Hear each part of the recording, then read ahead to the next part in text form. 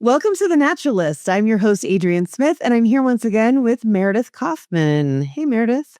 Hi, Adrienne. Nice to see you, as always. Yeah, it's always nice to see you, Adrienne. I thought that we were past having to say that to each other. All right, let's give a shout out to our sponsors, Daabon, A Greener World, Lakanto, Advantage Solutions, and FrieslandCampina Ingredients. So, fun thing, today we're going to be talking to two brands that won the NEXTY Award, Bezi and Leaven Instant Sourdough. They won in the category of condiments, dips, and spreads. And the fun thing was when we had our conversation, it was Tuesday. We didn't announce the awards until Thursday. So they didn't know at the time that we were talking that they were going to win. So that was kind of fun. It was really hard for me to keep a secret. Meredith, what can you tell us about these two brands and just what we loved about them? Well, I can tell you they're both awesome. And it's really fun that one is an instant bread starter and one is a dip because you can just put the dip on your bread. So I absolutely love that. But Bezi is a labneh company. It was started by a Turkish immigrant who I believe was a consultant. And then I need to get more of her story about how she got inspired to start her listen own to the CPG episode. brand. Oh, okay. Well, I can't wait to learn more. But yeah, it's she's making her own labneh, and the winner is a hot honey labneh, which I believe is the first time that anyone's really brought like those two flavors to the market. So it really embodies a little bit of like Turkish culture and a little bit of American culture, and it goes basically well on absolutely everything. So it's delicious. And then Leaven Foods is making an instant sourdough starter. So if you're like, what does that mean? I will tell you, it's basically a powder that replaces having to keep and feed a sourdough starter in your fridge. So you still go through all the steps of making sourdough, but basically, like I said, you don't have to have something in your fridge that you're feeding, that you're trying to figure out. And I will tell you, during NEXTY judging, I took it home, I tested it, I made a loaf of bread. As you know, I am not an amazing baker, but I made a really good loaf of bread, and then I thought it was so good that I was too selfish to bring it to the office. You refused to share it. Which really tells you a lot about me as a person. So I actually shared that story with the founder. He's a microbiologist. We had a fantastic conversation. We got a little sciencey. He really dumbed it down for me, which I appreciated. But I think these are two fantastic interviews, and I hope you enjoy them. Today's episode is brought to you by Lakanto, a brand on a mission to bring chi to life. Founded 30 years ago in Japan, Lakanto's story began with Shota Saraya, a successful entrepreneur with a sweet tooth who was diagnosed with diabetes. Refusing to give up life's sweetness, he and his team developed the modern monk fruit extraction process, creating the world's first monk fruit sweetener. Today, Lakanto offers 0 and reduced sugar sweeteners, syrups, baking mixes, and ready-to-eat snacks, all designed to help people enjoy sweetness as part of a more balanced, intentional way of eating. At Daabon, sustainability starts from the soil. For more than a century, Daabon has grown with one mission: to nurture people and planet. Founded in Santa Marta, Colombia, and proudly carried forward by its third generation, Daabon brings sustainable, traceable, and organic palm oil solutions to brands across the world. From the soil to the market, every step reflects our family's commitment to integrity, innovation, and respect for nature. Daabon, the future of palm oil. Hi, we're here at Expo West, Content Creation Studio, and I'm here with Cameron Martino of Leaven Foods. Hi, welcome. Hi, thank you for having me. Oh my gosh, I'm so excited to talk to you. Your product really caught everyone's attention during the NEXTY Awards because it is so different than anything we'd ever seen before. And you were making a joke about talking about science because I'm tired. But actually, during the awards, we get really into whatever we're discussing. It can get very intense. And so we spent a lot of time on your website. You know, what do they mean by this? What is it? So I want you to tell me, how did you make this? How did this come about? And don't leave anything out. Well, thank you for saying that. We spent a lot of time on the language for that. It's hard to bring science to a level where it's easy to understand and also factual. Yes. No, I started Leaven 3 years ago in my home kitchen. I'm a microbiologist. I have a PhD in microbiology and math. And I had Petri dishes all over my kitchen counter. Luckily, my wife was cool with it.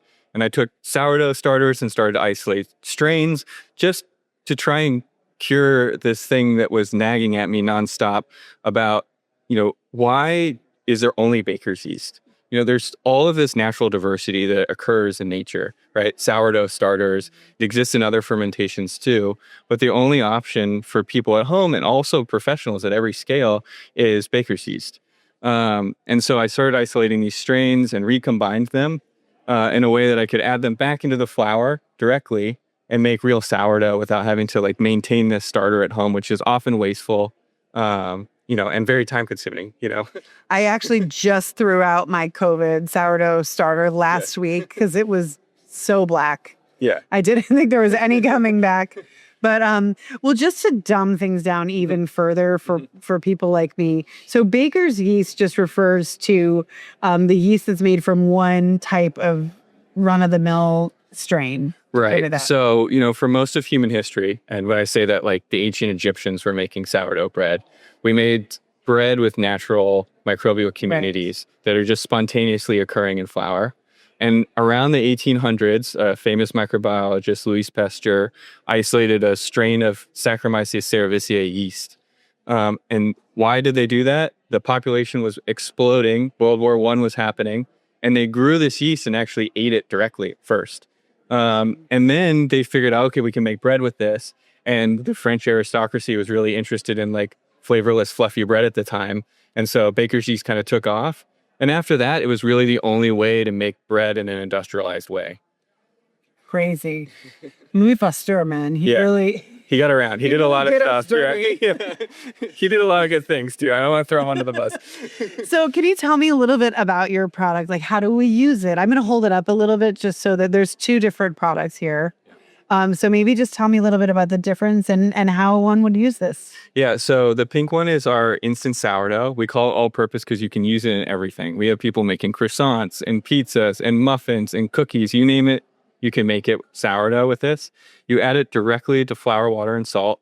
Let it ferment, and you get real sourdough. There's no flavoring or anything else in it. It's the exact same sourdough you get from a real sourdough starter, just made simple. Wow. And then we have the instant wild yeast. And this one's sometimes harder to explain, ironically, but it's just a yeast. Okay. It's a strain of Saccharomyces cerevisiae that's unchanged from the natural environment. So from a sourdough starter. The way I like to describe it to people is a wolf and a chihuahua are in the same species. And that's kind of what this is. This is a wolf. And baker's yeast is a chihuahua. It's been domesticated. I was wondering where you were going with that. Yeah, I got it now. Yeah, exactly. So it's just been made, domesticated to make it as cheap as possible. That's why baker's yeast is insanely cheap. This is a NEXTY Finalist. And when you nominate to the NEXTY Awards, we prepare all of the products that people send in. We want to try everything, give everything a fair shake. And so Meredith on my team, she took some of this home and said, I'm going to make sourdough bread and I'll bring it back. We have to try it. And so the next day came around, I said, Meredith, where's the bread? And she said, it was too good. I didn't want to share it. So she didn't bring it. But we still made it a finalist because we loved it so much. And just the concept and the fact that you're bringing this to the masses just seems amazing. But then we did get to taste it for finals judging, and she was right. It was really good. Oh. Well, I think there's so many benefits that we've realized come both from fermented foods in general and also sourdough. Yeah. Right? This product can make bread low glycemic. The shelf life of bread made with sourdough is naturally long, so you don't need any additives or preservatives for a long shelf life. And it's, the reason I started the company is I just didn't want that to be locked away in this really hard to maintain sourdough starter. And, with my background, I saw a clear path okay, this is how we can make something that people could use at home. Like Meredith, they can make sourdough bread without having to keep that starter alive. And it seems like as a PhD in microbiology and math, you probably had a lot of time on your hands. Start a CPG brand. Yeah. Luckily, we have great people with us showing me the way. I learning about retail on the spot, but we got great people to kind of bring us along. So when did this hit the market? So we're launching the consumer section, the consumer brand And these are these little packets? These little packets, yeah. Each one of those makes 6 to 8 breads. Wow. Which is a lot. Yes, yeah. So That's it's concentrated. great. Yeah. That launch is happening here at Expo West. Oh my gosh. This is our launch Congratulations. party. Thank you. And then we have those are food service bags. Okay. Those ones can make anywhere between 100 and 300 breads. Oh my goodness. And we have pizzerias and bakeries all over the country, hundreds of them right now. Yeah. Making sourdough bread with that.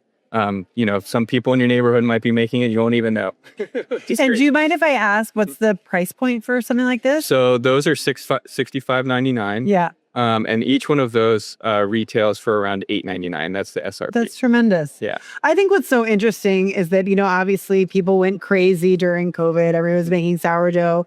And then like me then said, I don't have time to sit here all day doing this and then keeping my my starter alive.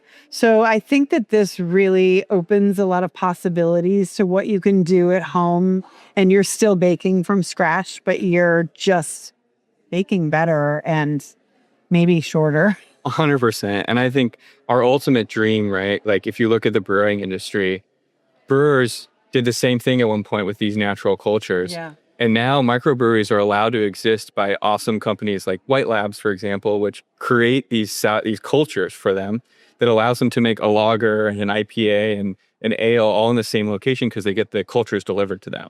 And I think the dream is that these are our opening blends, but these are just 2 colors that you could paint with. And eventually we can provide a whole plethora of different colors, different flavors. We have all kinds of crazy yeast. We got a yeast that makes bread taste like banana. Naturally, it just produces a banana flavor. I could see people really nerding out about that, Yes, myself included. Yeah.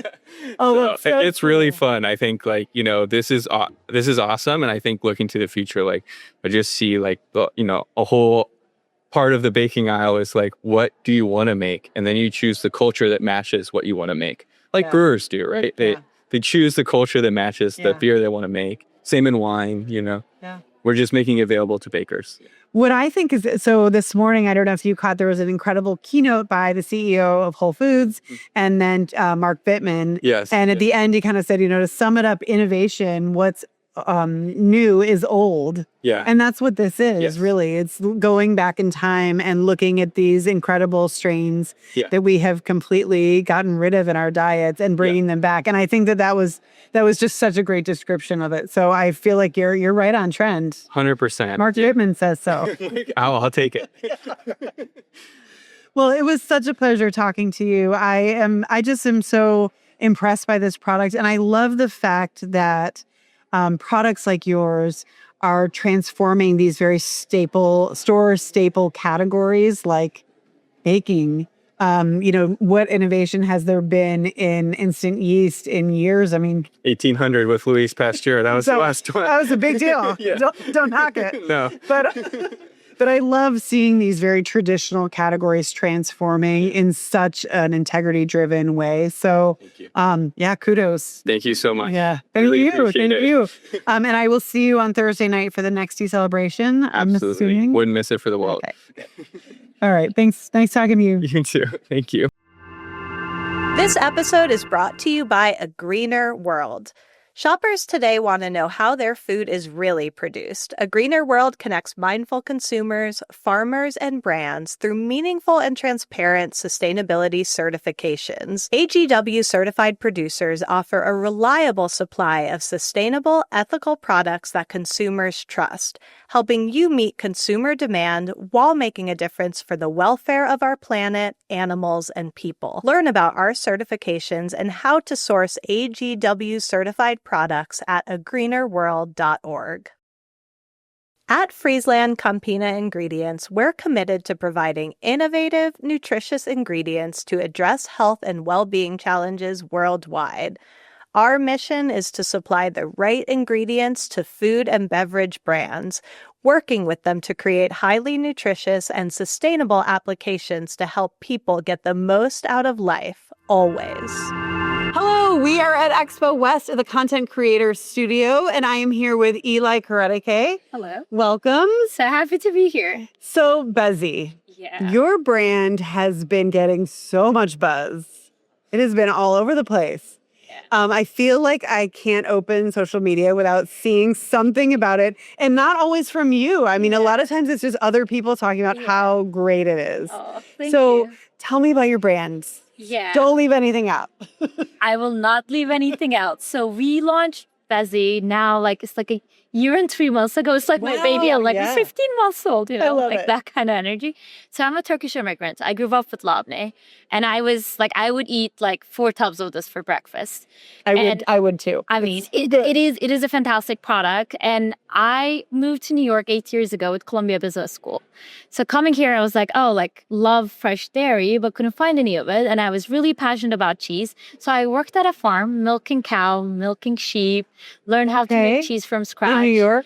So part of it was in New York. There was this ricotta maker in Red Hook. Okay. So I worked there, and I also milked cows in the Mediterranean part of Turkey. So it was so funny because over the summer, like my friends were like interning at Google and Gorton's house, and I was deep in a cow shit. Milking cows were my Happens to the best of us. Happens to the best of us. So that was 2019, which was like, that's where my like full cheese passion actually started. And I started experimenting with home recipes. But obviously life is very real. So launching the business itself was like very challenging. With McKinsey was paying for my school. That was $200K. I didn't have visa back then. So I was like, there's no way I can like launch this business. Yeah. But sure, whatever. Like this was great. So it was my fun fact. And life actually gave me a lot of serendipitous opportunities to be able to launch my business. So the first one, I won the green card lottery, which was huge. Wow, that's amazing. It was huge. And then the second piece is after winning that, I wanted to leave McKinsey and work on something tangible. So I worked at Getter, which was this 15-minute grocery delivery company. I actually came to Expo 2 years ago as being, head of merchandising at Getter, which was like, oh my God, it was like a Disneyland for adult people. I was like, this is great. Yeah. So that's how I like got into the world of food. But that's how I met my co-founder. So my co-founder is the heir of Turkey's one of the biggest cheesemaker families. I grew up eating their labneh. And he happened to work at Getter at that time, because that was like a big Turkish business that was like $12 billion. So we became really good friends. And there was a point in time that he was like, oh, they're sending their ethnic cheeses to us. They were like, what can we do more? And at that point, everything made sense. And I was like, I want to build a labneh business. And I really, truly believe in labneh. Like, I hope it's Bezi, but someone else is going to make this category. 10 years from now, this is going to be something that people will be very excited to put it on their curries, on their bagels. Really, truly believe in the category. So I pitched them that, and that was like 2.5 years ago. And then about like 1.5 years ago, we launched Bezi, and here I am. So it is very surreal. Walking to the show, I remember 2 years ago, I would come here with just I was head of merchandising, but behind the scenes was thinking. So it means so much for me to be here, honestly. It really does. That's amazing. And I want to say, I love labneh. We had a brand at Expo West 2 years ago that was the labneh brand that won an NEXTY, actually, the Editor's Choice Award. And that was the first CPG brand I had seen. But I feel like your brand has really kind of, this is going to sound like a big statement, but like brought it to the people. I feel like you have created so much buzz around it that because of you, it's really become like this super trendy, like really, it's beautiful. Like just the packaging is so beautiful, but it's really made it kind of more of a household word. Yeah, that was our strategy actually, because not just Turkish Middle Eastern foods, there are a lot of wonderful foods around the world that, like, for example, there might be a really good Ethiopian sauce. You and I wouldn't know it, but once we tasted it, we were like, this is amazing. But the main strategy that I did was actually bringing it to people. So we did 2 things that was very important for me to launch the business. One, how it looked. And obviously, like, branding is very important. Hold it up again and talk about that. It really means to me, like, when you look at it, it needs to excite a certain feeling that it should be approachable, but it's like cool, and you want to have it in your fridge. And those things were very important to me. I remember like we were brainstorming like, what kind of celebrity would it be? And I was like, George Clooney, like hot but approachable, like that kind of stuff. So that was the main thing that we really paid attention. And the second thing is the flavoring base. So I am, I think, a very good blend of now a New Yorker to a Turkish New Yorker. And the flavor profile that with it does not exist anywhere else in the world. So it was very interesting to explain a hot honey labneh to my grandma, because I'm like, it is pine honey, that we eat in breakfast. Yes. Labneh that we eat in breakfast. And then chili flakes that we eat in lunch. Combine all of them. And this does not exist anywhere else. But I think that's what has made it like approachable to people. Because I was going to say that because hot honey is a very kind of American idea, so that makes it approachable or relatable. Exactly. And I was very lucky to have partners that actually built a complete different production like pipeline to be able to do this product, because it does not exist. Like there are, I think, labneh brands that put like sauter on it. It's like we did something that was completely out of the books with my, I think, imagination backed by a wonderful co-founder that really believed in the vision.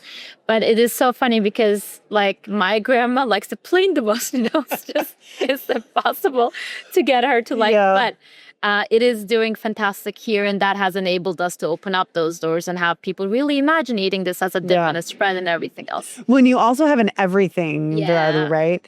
So that is another way of kind of bridging those two things. So that's really cool. Are those the 3 SKUs that you have, or do you have more? So I feel like you're constantly innovating. 4 SKUs, and actually we're building 4 new ones, and we're launching 4 new ones. Yeah. So the flavor profile that we have is we started with plain everything red pepper. Okay. Everything's our bestseller. Wow. And then we launched with hot honey, and we launched with Whole Foods, and that was such a big thing for us. And then like being a finalist. And it's a NEXTY Finalist, This is like an Oscar thing on top. It's huge. But that was our 4th one that we launched at Expo last year. We were exhibiting. Okay. So we were around your world many times trying to like introduce this product, but that's how the 4th came in. So currently we're working on a ranch flavor that we will be like sampling, but we're backpacking to show this time. But we're sampling, and also we're working on a dipper SKU, which has Bezi and crackers on top. Oh, interesting. Which will be a very easy way to like get people to introduce into the category. That is like lower barrier of entry. And that will be 4 flavors. So that's going to have the plain, the hot honey, the ranch, and everything. Wow. You've been busy. Yeah, it's like a lot of, but I really, really, truly enjoy doing this, because it is like, this is really my home recipe. And it's like surreal for people to be excited about the product, because it's 100% that. Like whatever I did, December 23 to that 2024 is right here. So I really enjoyed the process of that. Now, did you grow up surrounded by dairy farmer? I mean, how did that interest come about? I love dairy. I mean, I do too. Cheese is my jam. Yeah, and I think it came from probably... Cheese is my jam. I can't believe I just said that. Sorry. It's actually a great call for the podcast. So I was very lucky enough to grow up with a grandma that was a huge foodie. So she introduced me to a lot of things that I would say a lot of people would find it off-putting, and that opened up my palate like crazy. Like I remember not a lot of my friends were like, "Ew, this is terrible," but she made me eat brain. It was like, I want you to be smart. Like she's like that experimental. So that opened up my palate for a lot of experimentation. And yogurt was my thing as a kid. So I grew up with a lot of those like interesting products that like we would have in the fridge. And my dad is a doctor, which in Turkey is interesting when, let's say, you come from like a non-central city that has a lot of farming. As a way to say thank you, you bring your cheese, you bring your nuts that you have crops. So we would have very interesting local things at home that I get to try that open up my palate like crazy.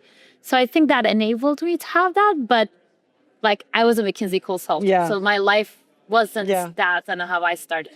I love that. My mom my mom has been a folk dancer my whole life, and she does a lot of Baltic, Turkish folk dances. And so I always grew up with all those kinds of foods as well, that all the folk dancers that she was dancing with would come and bring amazing. all kinds of like weird bottles of things with like, but wonderful. And so I always felt the same way, just having your palate open to so many different flavors and opportunities. Really, it's traveling the world in every bite you take, I guess. Exactly. Well, I certainly think that you're bringing that with your product. I think it really marries so wonderfully your culture and your traditions with these like really typical fun flavors. Yeah. Where do you see this going? Where do you think you'll be in 5 years? So my biggest dream, and it's like cheesy, but I would imagine a lot of people having labneh in their fridge thanks to Bezi. That is my biggest dream. And I know this is not like, oh, it's like we're going to be national next year. I don't think we're that brand. The biggest vision that I have is in 10 years' time, we'll maybe do this again. And you'll be like, labneh is now a big category. But that is my biggest thing. And so what we're currently building is a very conscious pipeline of this. We're very much aware that this is going to take time. But what we see, and especially with our like Whole Foods and like coastal businesses, it is doing fantastically well. Yeah. So what we want to do is build on this in a way that is like exciting for everyone and being more retailers in that area. Dippers is our big thing coming up for next year. And I think that's going to be a very easy way for a lot of people to introduce that. Yeah. So our next immediate goal is like, how can we actually get more people to try this product through dippers and see where it takes us? But my biggest dream is like one day if we come to this expo 10 years from now and it's just not Bezi, there are a lot of labneh brands, it's a big category, and we were like, Bezi started this, and that would be such a dream because I think labneh is a fantastic product that a lot of people should know. Well, and it feels like you really came into the market at the perfect moment too, because dairy is obviously having a heyday. It's doing so well. It's booming as a category, and then global flavors as well. And consumers, it's really marrying those two things. So wonderful product. I'm so excited to have you here. Is there anything else you want to add that we didn't cover? No, but thank you for having me. It really means a lot. And I remember 2 years from now, like before I came here, I would like see brands and I'm like, oh my God, this is so cool. So like whoever's like watching this, and I have cheesy this, but I was one of you guys, and it's like possible. And I think there are like, if you feel really truly passionate about it, this was the best decision that I did ever in my life. It gets difficult some days, but these days, what makes it worthwhile? So thank you for having me, and whoever's watching this, and if you're very passionate about it, give it a try. I think sometimes it works out, you know? It's tough out there, but it does work out. I love it. And your passion is really palpable. I love that. Thank you. Yeah, thank you. Thanks for coming. Thank you for having me. Advantage Solutions is the leading omnichannel retail solutions agency in North America, connecting CPG brands and retailers to drive sales for less. Advantage leverages its unparalleled insights, expertise, and relationships to help brands and retailers of all sizes generate demand and get products into the hands of consumers wherever they shop. With a passion for serving founders within the natural and organic channel, FDM, a division of Advantage, helps emerging brands break through, grow with the right retailers, build sustainable momentum, and successfully scale.